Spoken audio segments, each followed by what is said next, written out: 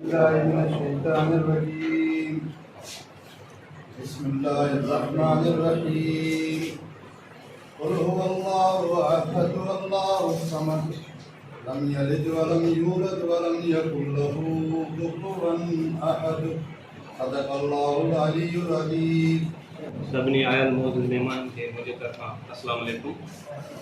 असां के इन्हनि उमेदुनि सां तव्हां दोस्तनि खे असां मान ॾिनोसीं। इंशाअल्लाह ताला तव्हां असांजो मान हूअं ई आयो कि उहिदा अचणी वञणी शयूं हूंदियूं आहिनि, उहिदो कोई एॾी वॾी ॻाल्हि न हूंदी आहे। अलाह साईं तव्हांखे नवाज़ियो आहे। इंशाअल्लाह ताला असां तव्हां मां पूरो उमीद आहियूं त दरगाह मखदूम इस्माइल रहमतुल्लाह अलैह जी नगरीअ जी तव्हां भरपूर ख़िदमत कंदव। हिन शहर जा जेके बि मसइला आहिनि उहे कंहिंखां बि ॿुधल आहिनि।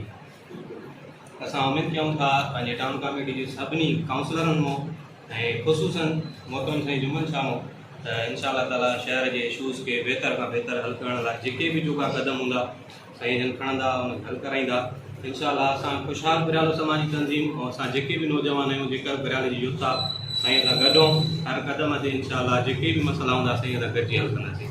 वॾी महिरबानी। जे ख़ुशहाल तंज़ीम जे ख़ासि करे बाउदाहिद खे उनजे सथ खे त उन्हनि अहिड़ो मुख़्तसिरी सही पर हिकिड़ो पुरवकार तक़रीब रखी आहे शहर जे मसइलनि ते।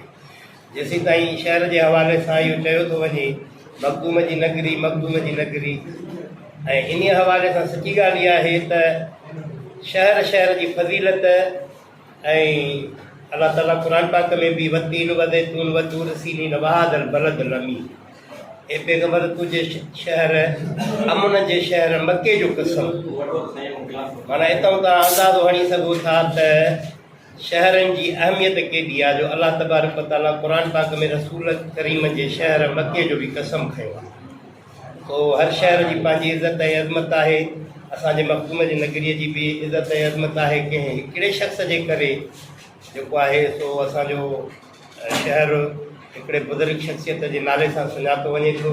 ॿिया बि खोड़ ई जेके आहिनि से साथी बुज़ुर्ग हूंदा ऐं उनजे करे मां त इहो चवंदो आहियां त जंहिं बि असांजे शहर सां माना शहर जे बुरी अख सां कंहिं बि ॾिठो आहे त उहो सही सलामत कोन्हे, भले केर बि हुजे। ऐं जेकॾहिं हाणे असां जेको पाण में